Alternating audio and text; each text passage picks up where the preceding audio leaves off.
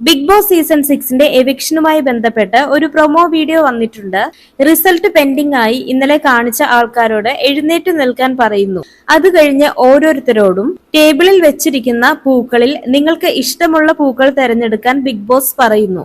അതിനുശേഷം ഓരോരുത്തരും ഓരോ കളറുള്ള ബോക്സിന് നേരെ നിൽക്കുന്നു. ആ ബോക്സിൽ 2 നിറത്തിലുള്ള സാഷയുണ്ട്.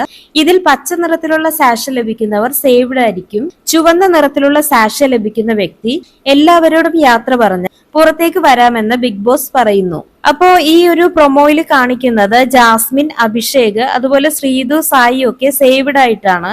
അങ്ങനെ ലാസ്റ്റ് വരുന്നത് നോറയും ഋഷിയുമാണ്.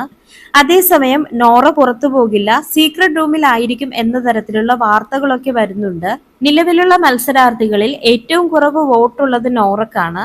സായി എവിക്റ്റ് ആകുമെന്നാണ് ഇന്നലെ വരെ എല്ലാവരും കരുതിയിരുന്നത്. എന്നാൽ സായി സേവ്ഡ് ആയിട്ടാണ് പ്രൊമോയിൽ കാണിക്കുന്നത്.